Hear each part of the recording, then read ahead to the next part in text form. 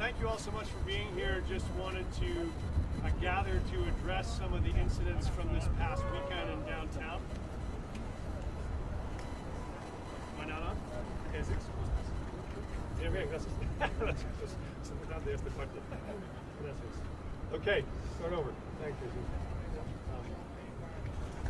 Thank you all for being here. Just wanted to gather to address some of the events that happened in downtown this weekend, share the information we have, and talk about our plan going forward.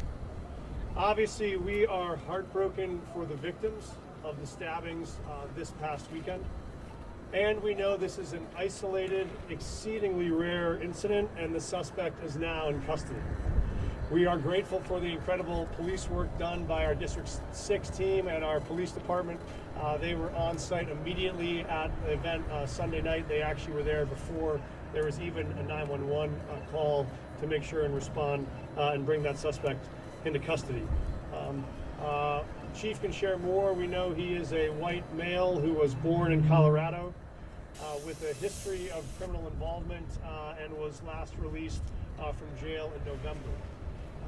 I'll say we know that there's work to do. We also know that downtown Denver is getting more vibrant and more safe every day. The success of the last year is critically important. We're very proud of the fact that we saw the historic reduction in our homicide rate last year, the largest in more than 10 years. We saw a 23% reduction in shootings.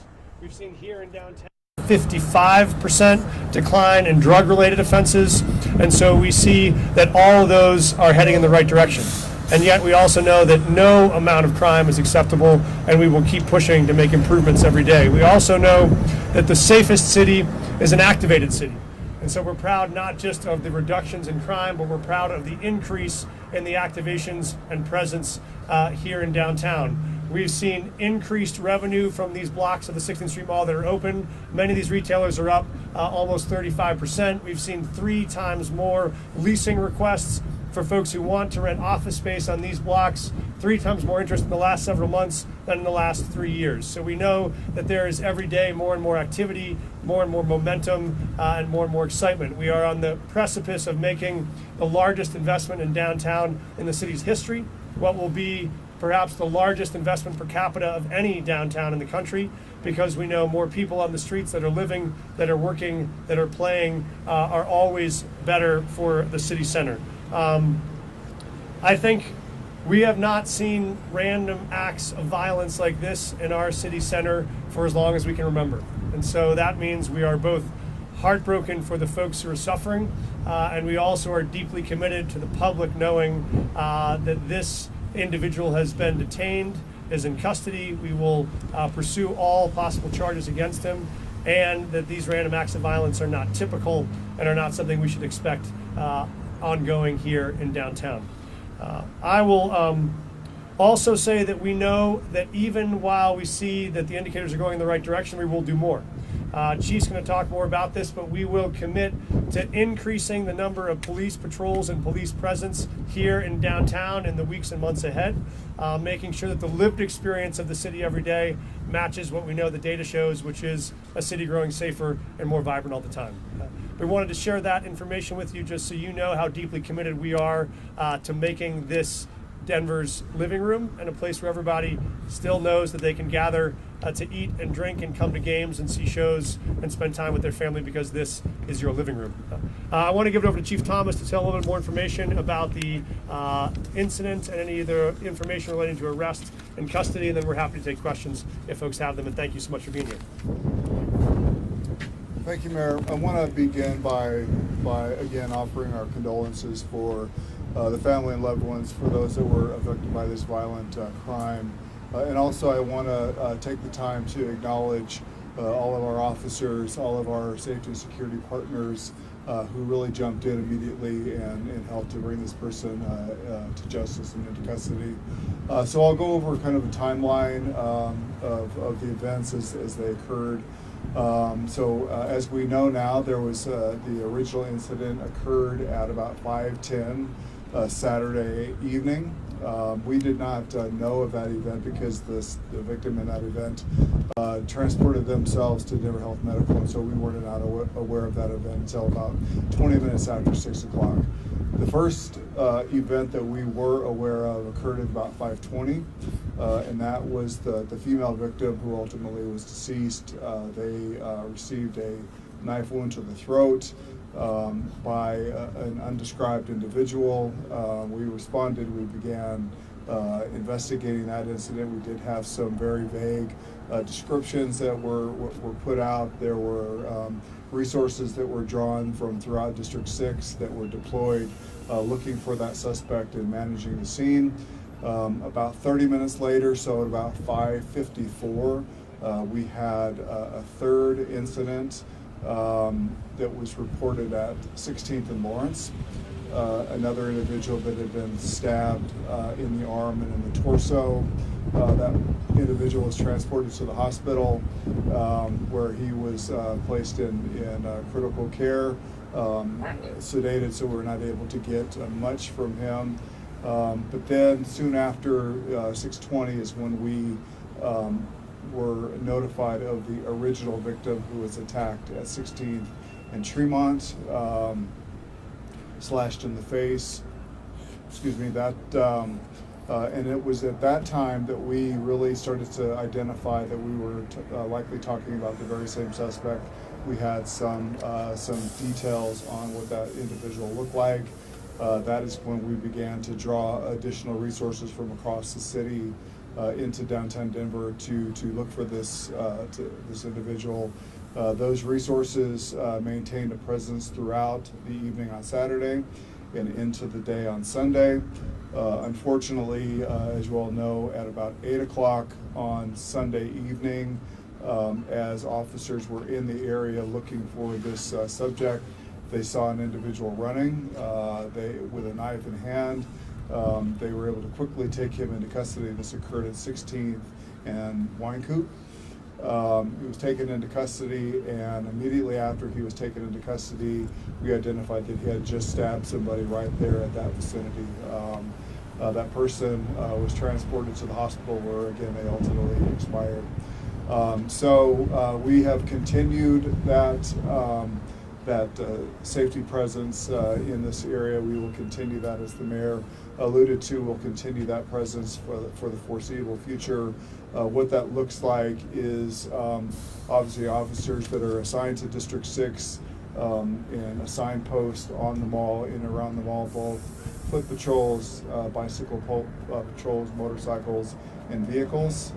We also have additional uncommitted resources that will be detailed down here to provide that extra layer of safety. We've also connected with all of our security partners, so the Downtown Denver Partnership, as well as all of the other security teams along the mall, to make sure that we have a secure blanket of safety in this area.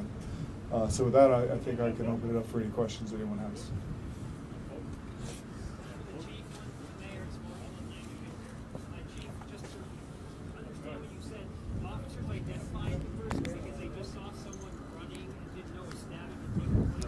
That is correct. That is correct. So they saw the person running, then quickly identified that he had a knife in hand. He was captured very quickly, and it wasn't until after that occurred that we realized that we had someone that was stabbed. And so this identification apprehension took place before there was even a call made that there was a stabbing. And any of your officers said that they had identified someone like that earlier in the day after arresting him? They said, "Oh, I recognize him from earlier." No. Mayor, Yes, sir. you talk about a vibrant downtown, crime rate down. You can also have the idea of what people are feeling from this weekend. Both can be true. And you can try to get people to come downtown and people may not want to right now. How do you reconcile that? Yeah, I think we acknowledge both things are true. This was a tragic, catastrophic event in our city. We unfortunately have seen events like this in Colorado in the past, and they're hard to get through. It also is important for people to know just how incredibly rare they are. we can't find another event in recent history where we had these kind of random acts of violence in the city center back to back. We had great police response. We were on site, and I think we will continue to provide that safety. So I think it's both key that we are connected to and heartbroken for the victims. We'll do everything we can to support them and their families. And it's important for folks to know that this is not a systemic or ongoing problem. It was an individual actor that we know has had a history of criminal activity, and we will hold him accountable. But I think it's important for people to know that Denver is still getting safer and more vibrant all the time. And in all cities, you have tragedies like this, but we do not want it to change the way people feel about their downtown, because the real facts are it is safer now than it's been in a long time. We want to keep it going in that direction.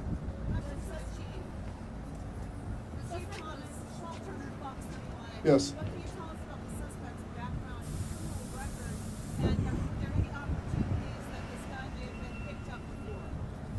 Yes, good question. So, as you know, we typically don't talk a lot about suspects' criminal history, but what I can tell you is that this individual was born in Colorado in 2000. Most of his life was in the northwest part of our city, or of the metro area. His first law enforcement contact was in 2016. His first Denver law enforcement contact was in 2018. He did have a felony conviction for which he served some DOC time and was discharged in 2023.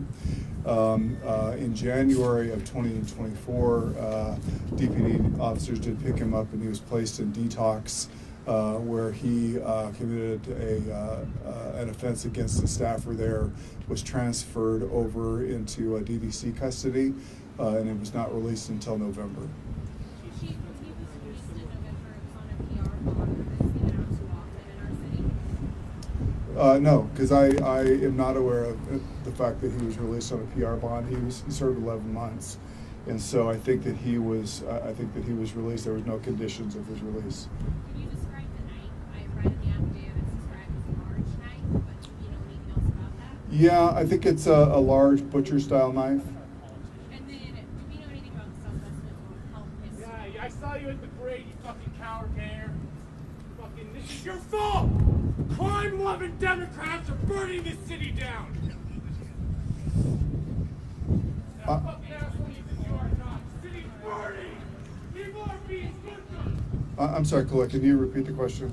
Yes, do you know anything about the suspect's mental health history? I can show you the GPS. There is nothing that we are aware of as it relates to his mental health history now. It's my understanding that the suspect is part of the bridges program.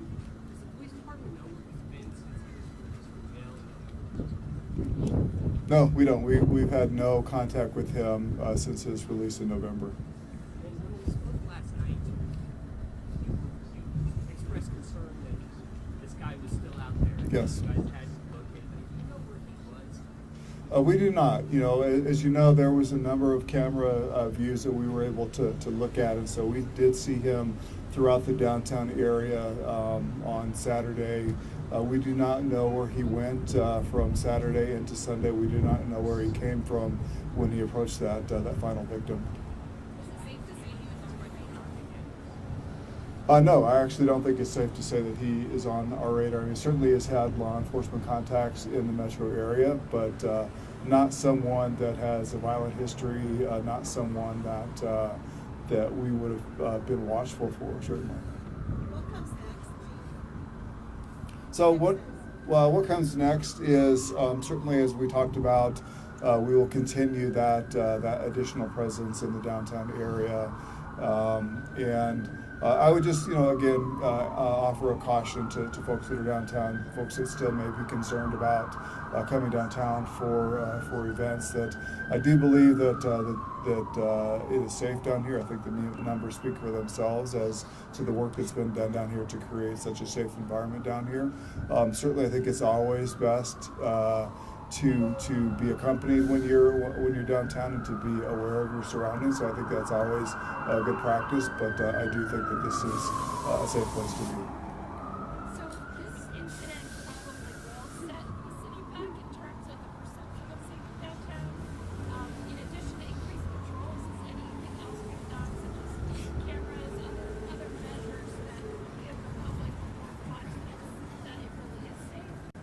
Yeah, well, again, I think the numbers speak for themselves as to the relative safety. We do intend to announce some things, I think, very soon as to other things that we are going to do to address the perception of safety. There are a significant amount of cameras that are in the downtown area and actually throughout the city that we're able to monitor things that are happening. We have a real-time crime center with staff that can monitor cameras and even particularly the cameras that are on the mall. Our District 6 officers have access to those cameras and have had that access to those cameras as we've had this construction on the mall. Alcalde, buenas tardes. Para los medios españoles, sabemos que es una situación crítica lo que estamos viviendo el fin de semana con apuñalamientos. Hoy hablábamos con los comerciantes, dueños de negocios en la ciudad vibrante en la que vivimos. ¿Cuál es el mensaje que tienen para ellos que se encuentran asustados sobre la situación y todos los actos delincuenciales que se están dando últimamente, no solo en Downtown, sino en los alrededores de todo el Gracias. Para la gente que está escuchando en español, creo que es importante que gente sabe que ya tenemos una tragedia este fin de semana que ha pasado, pero también en este momento la ciudad es un sitio vibrante y seguro, y ya tenemos más y más policías que están aquí quedando en la ciudad seguro, que día por día el nivel de crimen está bajando y tenemos menos crímenes de propiedad, menos crímenes de crimen violento, y ya cada día vamos a hacer más. Entonces queremos asegurar a los negocios que pueden seguir trayendo gente aquí, que gente puede venir aquí para comer, para caminar por las calles con sus familias, porque todavía vamos a asegurar que es un sitio seguro. Ellos han manifestado que no se ven rondas policiales en el centro de la ciudad. ¿Qué podemos decir? No te puedo oír. Ellos han manifestado que no se ven policías en el centro de la ciudad, sobre todo el fin de semana. Yeah. ¿Qué podemos decir a ellos? So todavía tenemos policía regularmente aquí en el centro de la ciudad, y también tenemos otros tipos de gente que ayudan aquí por las calles para quedarlo seguro, más que solamente policía. Pero ya van a haber más policía en las semanas y meses que vienen. Cuando vienen aquí al centro de la ciudad ya vas a ver más y más policía para quedarle seguro. La última pregunta, ¿qué vamos a hacer ahora para evitar este tipo de actos delincuenciales? ¿Esto es qué? ¿Cuál es el siguiente paso a seguir para evitar estos actos delincuenciales? Creo que es el mismo, que vamos a continuar a hacer más para hacer seguro que eso no pasa más y más aquí en la ciudad. Tenemos más gente aquí buscando, también estamos haciendo más trabajo con gente que están saliendo por el cárcel para asegurar que tiene servicios que necesitan para devolver a sus vidas productivas.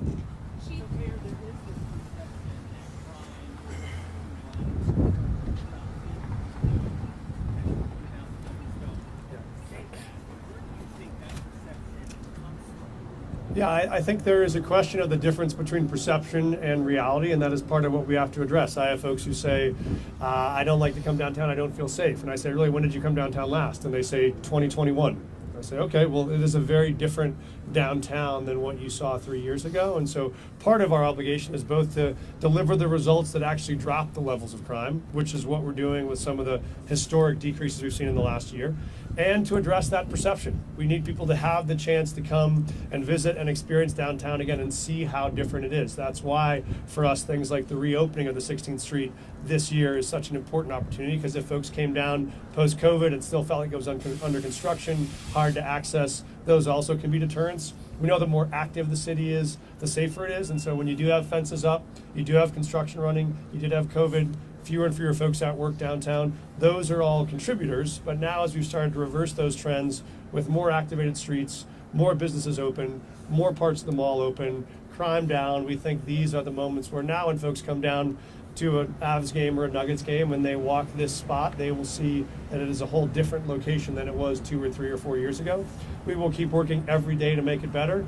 And we know that in a big major city in America, there is never going to be a city without crime. We are one of the safest big cities in America right now, and we will continue to do more to become safer and safer every day. Do you think politics play a role in this?